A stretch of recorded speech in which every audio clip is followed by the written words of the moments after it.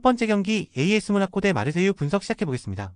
모나코는 4-4-2 전형을 기반으로 한 안정적인 수비 조직과 빠른 측면 전개, 그리고 직접적인 침투 능력에서 강점을 보이는 팀이다.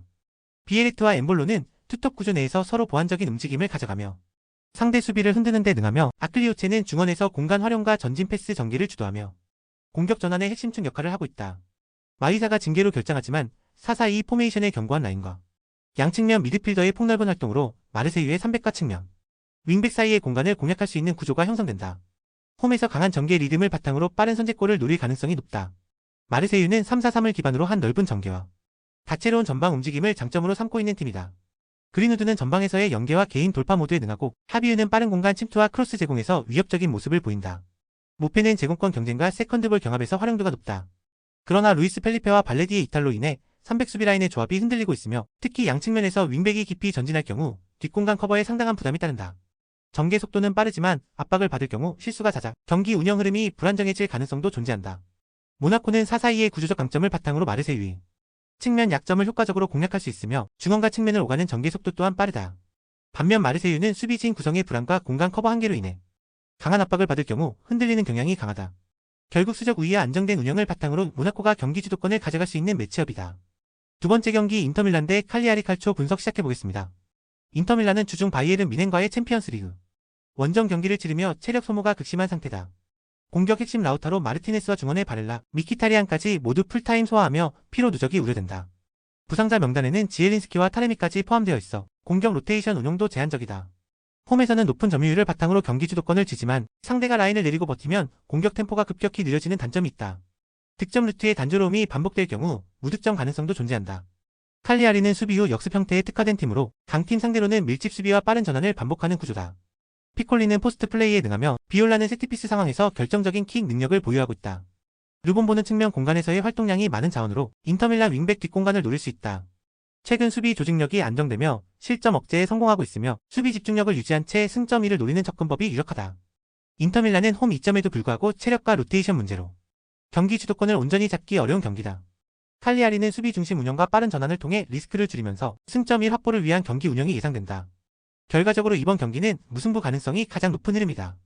세 번째 경기 아스날 대 브렌트포드 분석 시작해보겠습니다. 아스날은 주중 레알 마드리드와의 챔피언스리그 빅매치를 소화하면서 체력 소모가 상당히 누적된 상태다.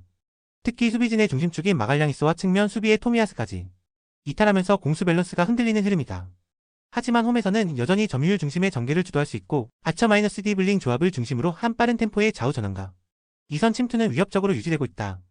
마테우스 페르난데스는 전개의 안정감을 제공하며 후방 빌드업부터 공격 연결까지 전술적인 허리 역할을 담당한다. 경기 초반보다는 후반 체력 저하 구간에서의 운영 안정성이 관건이 될 경기다.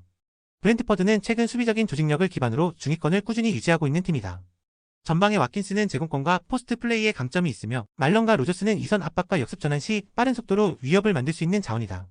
하지만 파비우의 이탈은 수비진 전체 안정감에 영향을 주고 있으며, 라인이 내려갔을 때 수비 마이너스 중원 간격이 벌어지는 취약점이 반복적으로 노출되고 있다. 공격 전개 시 패스 루트가 단조롭고 최전방 결정력 부족이 아직까지 풀리지 않은 과제로 남아있다. 아스날은 챔피언스리그 일정으로 인해 전체적인 템포가 처질 수 있지만, 홈에서는 빌드업 완성도와 공격 루트가 여전히 선명한 팀이다. 브렌트퍼드는 수비적 응집력으로 버티겠지만 후반 한순간의 실점 가능성이 높고 득점 반전도 쉽지 않다. 결국 이번 경기는 아스날의 1점차 홈승 시나리오가 가장 유력한 흐름으로 예상된다. 네 번째 경기 셀타비고 대 에스파뇰 분석 시작해보겠습니다. 셀타비고는 홈 경기에서 압도적인 점유율과 에너지 레벨을 바탕으로 강한 전투력을 보여주는 팀이다. 특히 이아고 아스파스는 공격 진영에서의 위치 선정, 연계, 슈팅 정확도까지 모든 면에서 팀 공격을 이끄는 절대적인 존재감을 과시 중이다.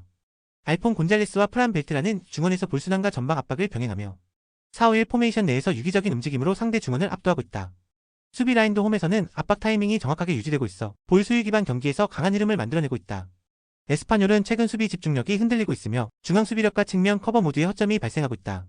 하비 푸아도는 전방에서 기술적인 플레이와 탈압박에 능하지만 중원 연결고리 역할을 하는 그라에라의 이탈로 인해 공격 루트가 단조롭고 연계가 끊기는 장면이 자주 발생한다.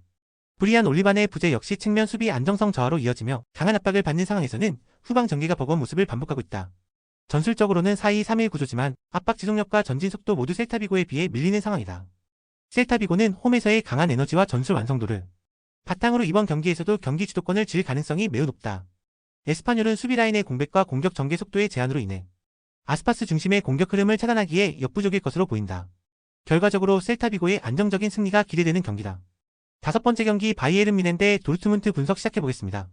바이에른 뮌헨은 4-2-3-1 전형을 중심으로 강력한 전방 압박과 빠른 전개로 경기를 장악하는 팀이다. 케인은 리그 최정 상급 결정력을 갖춘 스트라이커로 그나브리와 오리세의 양쪽 측면 전개와 연계의 플레이를 통해 높은 득점 효율을 자랑한다. 다요 우파메카노, 이토 데이비스, 무시알라 등 핵심 자원이 이탈의 후방 운영에 약간의 변수는 있으나 중원과 공격진의 템포 유지가 뛰어나며 홈 경기에서의 텐션은 더욱 올라간다. 특히 좌우 전환 속도와 측면 침투 완성도가 높아 수비 간격이 넓은 팀 상대로는 초반부터 득점이 터지는 경향이 강하다. 도르트문트는 3-5-2 전형을 기반으로 전방에서의 기동력을 활용해 역습을 노리는 구조다. 아데에미와 추쿠에메카는 스피드와 개인 능력은 갖췄으나 빌드업 구조가 불안해 볼이 자주 끊기며 효과적인 마무리로 이어지지 못하는 경우가 잦다. 질레, 자비처, 캠벨 등 핵심 조합이 이탈한 상황에서 수비 라인의 조율과 압박 라인 유지가 불안정한 모습이다. 중원 간격이 벌어질 경우 상대의 템포 공격에 쉽게 공간을 내주는 취약점이 있으며 측면 수정 밀리는 상황에서 윙백 뒷공간 노출이 잦다. 이는 바이에른의 전형적인 공략 타깃이 될 가능성이 높다. 바이에른은 강력한 공격 전개와 넓은 공간 활용으로 상대 수비를 유린할 수 있는 전력을 갖추고 있으며 케인을 중심으로 한 공격의 유연성과 결정력에서 리그 내 확고한 우위를 자랑한다. 반면 도르트문트는 중원 압박 실패와 수비 라인 공백이 겹쳐 흔들릴 수 있는 여지가 크며 특히 초반 실점 시 반전할 수 있는 전술적 무기가 부족하다. 전체적인 경기 흐름과 완성도에서 바이에른의 낙승이 예상되는 매치업이다. 여섯 번째 경기 스파르타 로테르담 대 헤이렌베인 분석 시작해보겠습니다. 스파르타 로테르담은 4-3-3 포메이션을 기반으로 적극적인 측면 전개와 하프라인 전방 압박을 통해 공간을 확보하려는 전술을 구사한다. 라우리체는 제공권과 압박에서의 피지컬 강점을 갖고 있으며 크린소는 빌드업 가담과 전방 연계에 주로 기여한다. 하지만 중원에서 중심 역할을 해오던 반 베르온과 때 구즈만이 동시에 이탈하면서 팀 전체적인 중심축이 흔들리는 상황이다. 수비와 공격 간 거리 조절이 늦어지고 역습 전개 시 중간 연결 고리가 부재해 템포가 자주 끊기는 장면이 나타난다. 수비 전환도 한 박자 느려져 전방 압박 실패 시 곧바로 공간을 내주는 문제점이 반복되고 있다. 헤렌베는 4-2-3-1 전형을 중심으로 한 유기적인 이선 침투와 측면 크로스를 주 무기로 활용하는 팀이다. 니콜라이스쿠는 박스 근처에서의 침투 타이밍과 위치 선정이 뛰어나며 자한바크시는 왼쪽 측면에서의 크로스와 세트피스 제공에서 날카로움을 보여준다. 스만스는 중원에서 공격과 수비의 연결고리 역할을 수행하며 템포 조절과 수비 시 압박 라인 조정에도 안정적인 역할을 한다. 보우니에비치의 결장은 아쉽지만 수비 라인은 조직적으로 잘 정비되어 있으며 전술 수행력이 높은 상태다. 특히 후반전에 접어들수록 점유율을 높이며 주도권을 되찾는 구조가 자주 연출된다. 스파르타는 중원의 공백으로 인해 공수 연결과 수비 전환 모두에서 불안한 흐름을 보이고 있으며 측면 중심의 전개도 상대 수비 정비 시간에 걸려 득점 전환율이 낮아지는 구조다.